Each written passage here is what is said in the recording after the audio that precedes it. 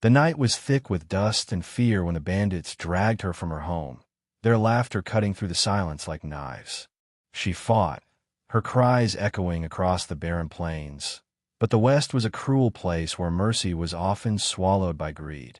Tied to the saddle of a snarling horse, she felt the weight of despair pressing against her chest, the image of her husband fading into the distance as the outlaws carried her deeper into the shadows. The world she knew collapsed in an instant, leaving her with nothing but terror and the pounding of hooves beneath a merciless moon. The desert stretched wide and empty, yet every moment of captivity felt suffocating. She knew that women taken by bandits rarely returned, and if they did, they were never the same. Her heart ached with the memory of the life she had built, of the mornings spent by her husband's side, of the small, fragile hope they had carried together. Each mile stolen from her was another nail in the coffin of the future she thought she had. But in the Old West, destiny had a way of shifting in the blink of an eye, often when least expected. As the campfire flickered and the bandits grew careless in their drunken boasts, she studied the ropes that bound her wrists. Fear no longer ruled her. Desperation had turned into resolve. Every heartbeat screamed survival. Every shallow breath demanded escape. The night was her only ally, and she clung to it with the quiet determination of a woman who refused to surrender to fate. Inch by inch, she worked at the knots, knowing that freedom was just beyond reach, yet carrying the weight of risk that failure meant death. Then, in the silence of the desert, a sound emerged, not the drunken laughter of outlaws, but the sharp click of a revolver's hammer. Her heart froze. From the shadows, a figure stepped forward, a stranger cloaked in dust and silence, his weapon steady and his gaze fixed. He was not one of them, yet his presence carried danger just the same. She had prayed for deliverance, but deliverance in the West rarely came without a price. Her breath caught as their eyes locked, hers pleading, his unreadable. The firelight danced across his face, revealing scars that told of battles fought and secrets kept. The outlaws had no idea he was there, but she understood in that instant that her escape would not depend on her alone. Whatever fate awaited her was tied to this armed stranger, and whether he meant salvation or betrayal, only the desert night would decide. The stranger moved like a shadow, his revolver glinting in the firelight as the drunken laughter of the bandits drowned in their own arrogance. The woman froze, her breath shallow, torn between fear and a flicker of hope. She had escaped the ropes that bound her, but she was still surrounded by wolves, and this lone figure was a wolf of a different kind. His silence spoke louder than words, carrying the weight of a man who had lived long in the company of death. He stepped closer, his boots sinking softly into the sand, until the firelight revealed the harsh lines of his face. The scars across his cheek told a story of battle survived, yet his eyes, cold and unyielding, betrayed nothing of his intent. The revolver never wavered as he tilted his head toward her, signaling with the smallest gesture that she should stay low.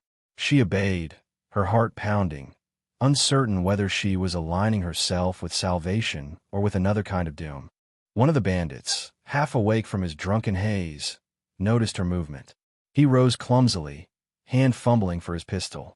Before his fingers could close around the handle, the sharp crack of the stranger's revolver shattered the night. The outlaw fell, and silence crashed over the camp like a thunderclap.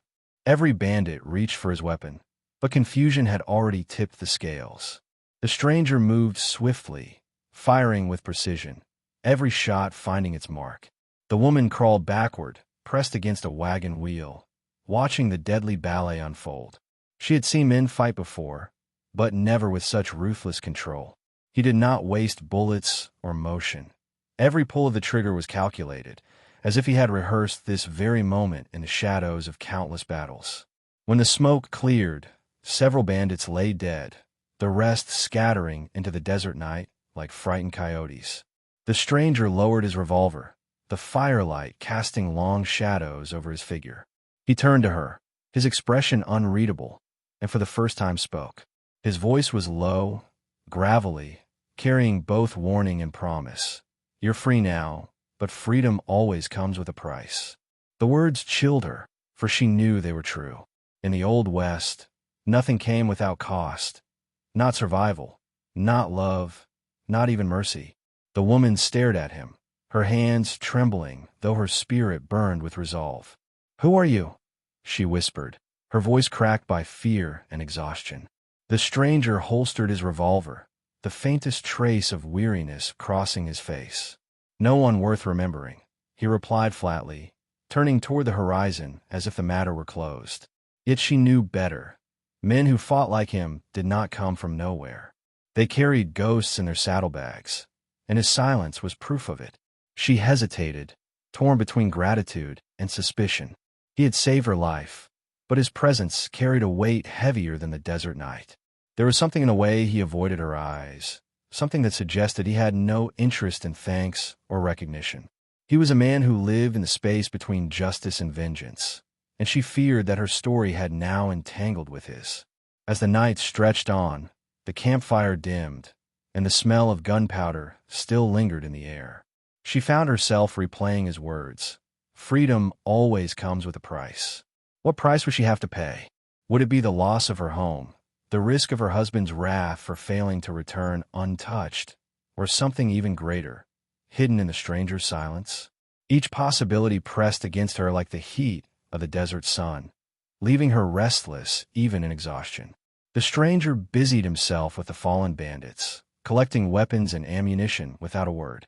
He moved with the efficiency of a man who had done this countless times before, his face revealing neither satisfaction nor regret. To him, killing seemed not an act of violence, but a necessity, as natural as breathing in a land where survival often demanded blood. Watching him, she realized she owed her life to someone who had long since stopped valuing his own. Finally, he threw a saddle onto one of the bandits' abandoned horses and gestured for her to mount. "You can stay here and wait for them to return," he said coldly, "or you can ride with me. But if you ride with me, you ride into a world you may not come back from." The choice was hers, but she knew in her heart there was no real choice at all. The Old West had already torn her life apart. Now, her survival rested in the hands of a stranger who carried both salvation and danger in equal measure. The woman hesitated only a moment before mounting the stolen horse. The stranger swung into his saddle with the ease of a man born to it, his movements sharp, efficient, and utterly unshaken by the chaos he had left behind. The night swallowed them quickly, the desert wind stinging her face as they rode into the open plains. Every hoofbeat thundered like a drum of destiny, and she clung to the saddle, uncertain if she was racing towards safety or deeper into danger. For hours they rode in silence, broken only by the distant howl of coyotes and the steady rhythm of the horses. The woman studied the stranger from the corner of her eye. His posture was rigid, his gaze fixed on the horizon, as though he could see beyond the darkness itself. He didn't speak, didn't ask her name, didn't offer comfort. He carried himself like a man who had walked this road before, guiding lost souls out of one trap only to lead them into another. Finally, she found the courage to break the silence. "Why did you help me?" she asked, her voice raw from dust and fear.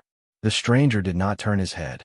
"Because no one helped me," he replied, the bitterness in his tone sharper than the desert wind. She realized then that this man was not driven by kindness, but by scars, by a past so dark it had carved mercy into something cold and unrecognizable. His words lingered between them, heavier than the silence that followed. She wanted to believe he was her savior, yet everything about him warned her otherwise. His presence felt less like salvation and more like judgment, as if fate itself had sent him, not to deliver her, but to force her to reckon with the truth she had yet to face. The Old West was cruel, and sometimes even the rescuers carried knives hidden beneath their kindness.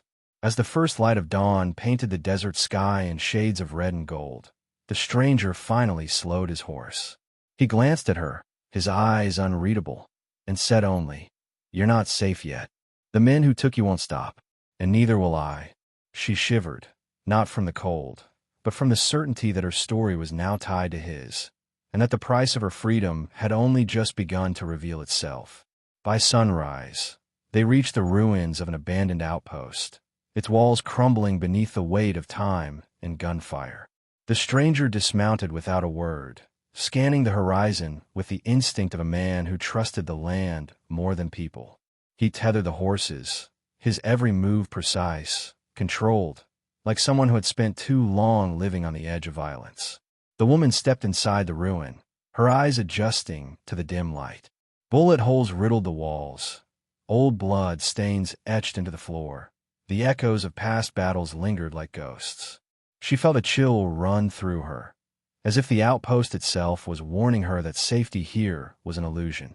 The stranger seemed unaffected, tossing his gear into a corner before pulling out a battered canteen. "You should rest," he said simply, his tone neither gentle nor harsh.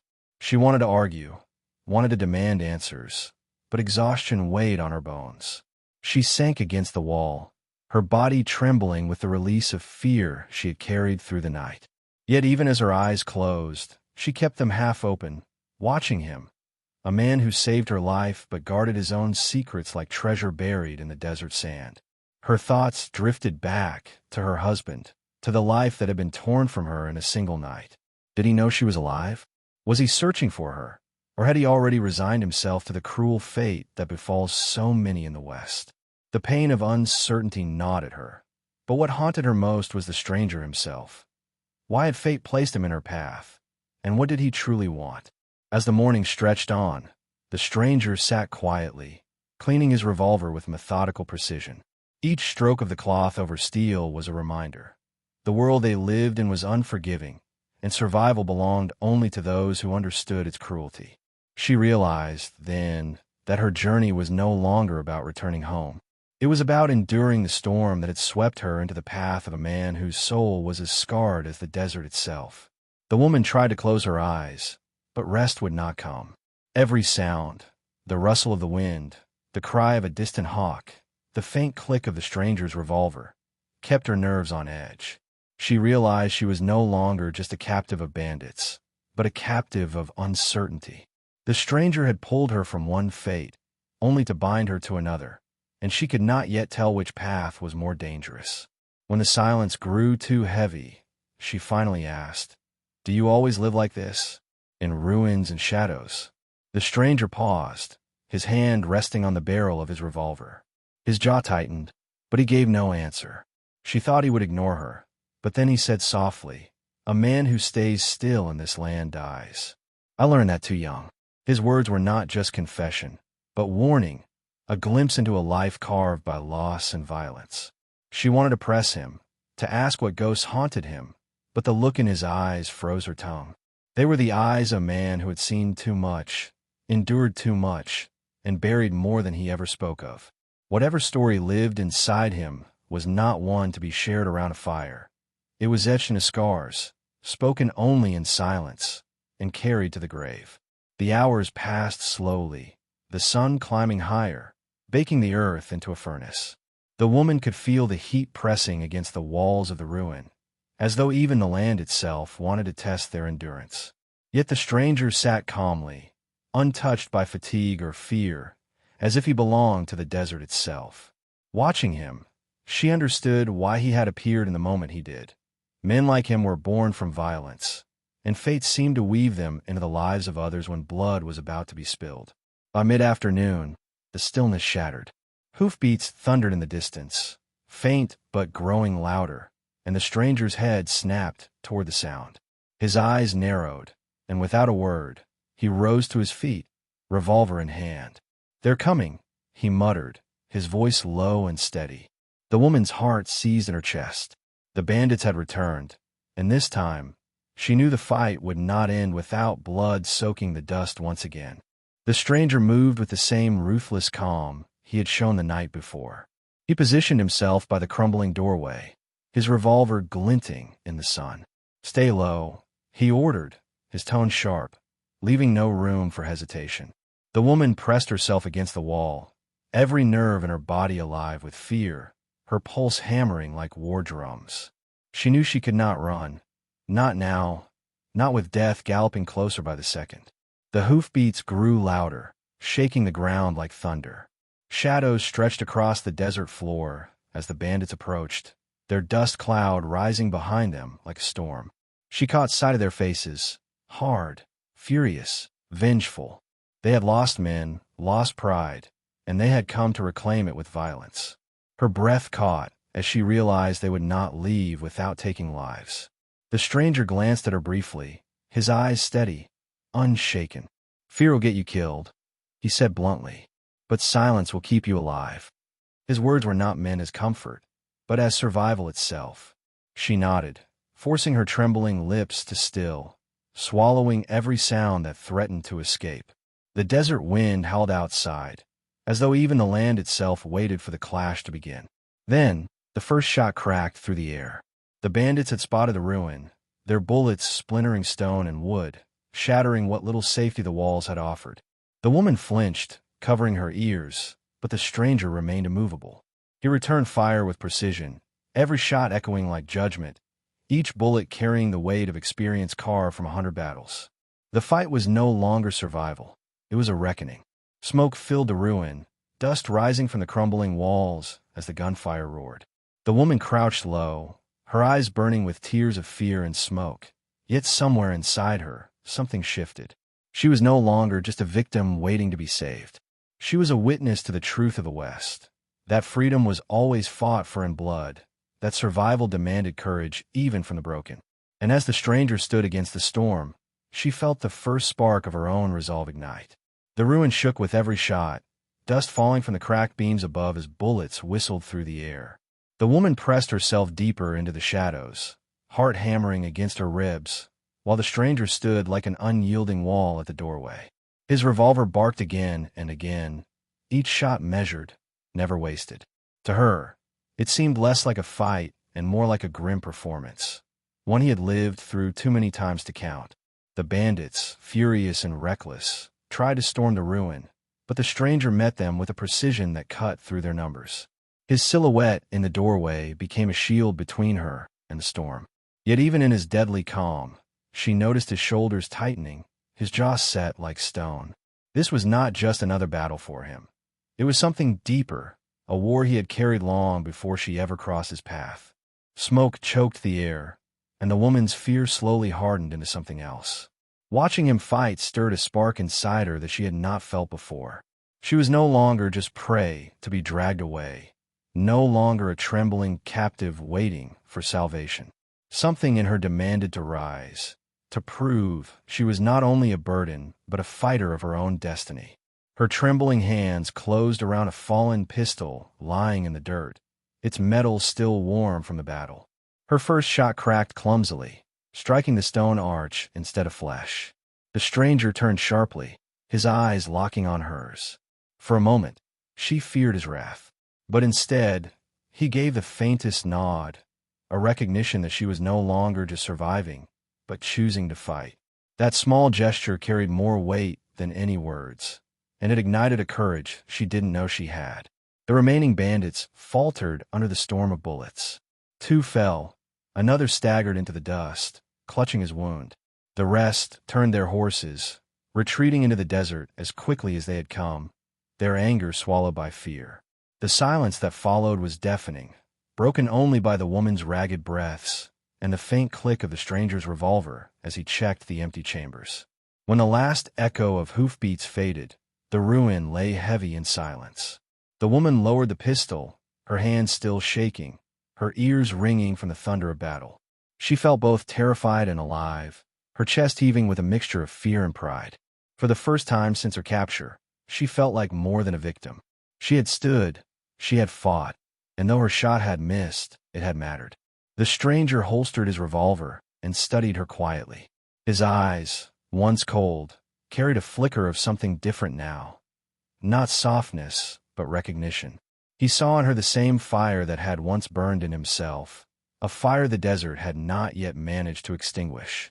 "You didn't have to fight," he said, his voice low, "but you chose to. That's the difference between the living and the dead out here."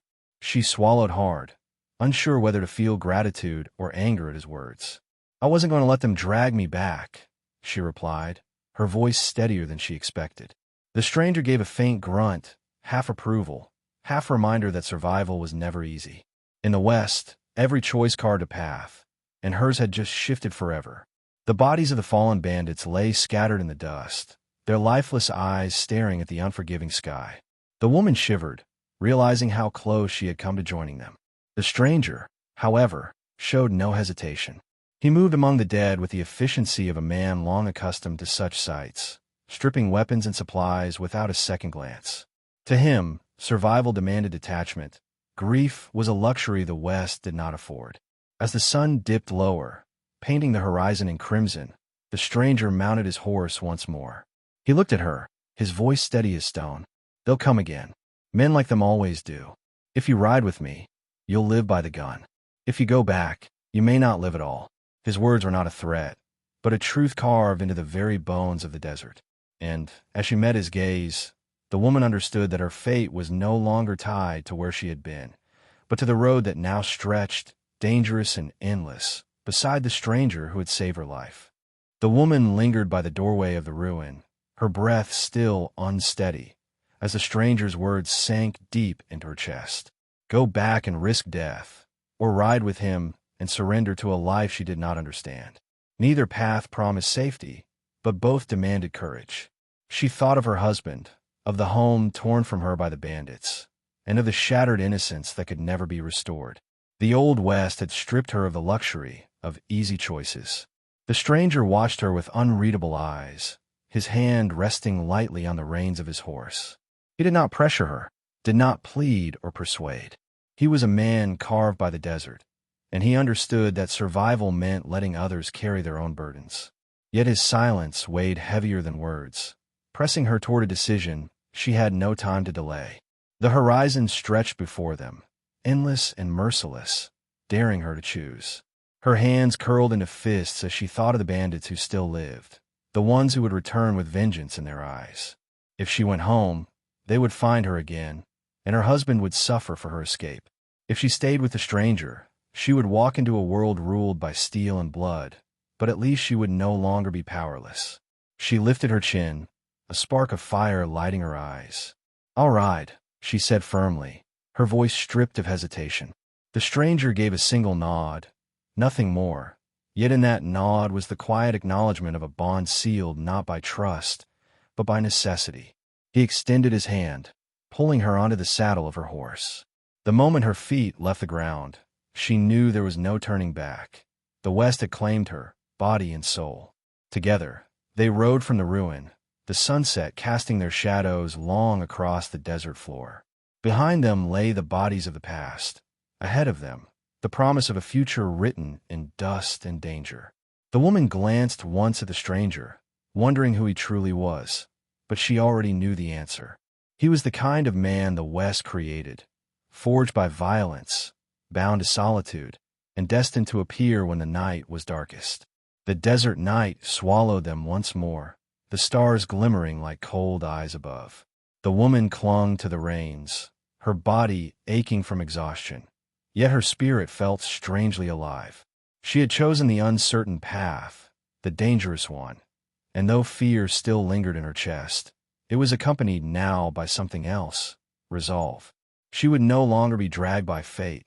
She would meet it head-on, even if it demanded blood. The stranger rode in silence, his silhouette framed by the pale moonlight. His presence was both unsettling and steadying, a reminder that survival was not gifted but earned. She wondered what demons rode with him, what memories haunted his long silences, but she did not ask. In the Old West, some truths were too heavy to speak, and men like him carried their past the way others carried weapons, close, hidden, and always ready. As the hours stretched, the woman realized she was not the same person who had been torn from her home. Something inside her had shifted during the fight at the ruin, something that no longer allowed her to see herself as a victim. She had fired a pistol, she had stood against her captors, and now she was choosing her own road. The desert had tested her, and though it had not broken her, it had reshaped her into something stronger. In the distance, the glow of another town flickered faintly, a promise of temporary refuge. The stranger slowed his horse and spoke for the first time in hours. "Every town has its vultures. If you walk in weak, they'll tear you apart. If you walk in strong, they'll think twice." His words were not instruction, but initiation. She met his gaze, nodded once, and understood, Her survival depended not only on his gun, but on her own will to endure. They rode on, two shadows against the vast emptiness. Bound by a fate neither had chosen, but both now carried. The woman no longer thought of herself as someone waiting to be saved. She was something else now, a fighter shaped by the cruelty of the West, riding beside a stranger who embodied its darkest truths. And as the desert wind howled around them, she knew their story was only just beginning. The desert had spoken in its cruel language of blood and silence, but out of it came a lesson far greater than survival. The wife who had once been dragged away was no longer the same trembling soul. Through terror, battle, and choice, she had been reshaped into someone who understood the West's brutal truth, that freedom is never given, only claimed, and that the courage to fight is what separates the living from the forgotten. The stranger, too, carried his mark upon her story. He was not a savior cloaked in glory, but a scarred man forged by loss, a reminder that in the Old West, even salvation comes from broken hands. Yet in his presence, she discovered something profound, that strength is not born from ease, but from enduring the fire and refusing to bow before fear. His silence, his scars, his warnings became part of her own transformation. Together, they revealed that the West was more than dust and violence. It was a mirror reflecting the soul of every man and woman who dared to walk its plains. It showed that pride can kill faster than a bullet, that truth weighs heavier than chains, and that even in despair, the smallest spark of defiance can ignite a new destiny. The woman's pistol shot, though clumsy, was proof of that, a moment when victimhood gave way to resolve. As their shadows stretched long across the horizon, the story left behind was not one of captives and outlaws, but of choice. In a world where cruelty reigned, she chose to ride forward, to embrace the uncertain path, and to let courage guide her steps. That is the true legacy of the West. Not survival alone, but the power to transform pain into purpose and silence into strength. If this tale stirred something within you, let its echo live on. Share your thoughts in the comments, tell us how it touched your heart, and join this journey by subscribing to the channel. Every like and every word you leave helps keep these legends alive, ensuring that the voices of the Old West, of struggle, courage, and redemption, continue to ride far beyond the desert winds.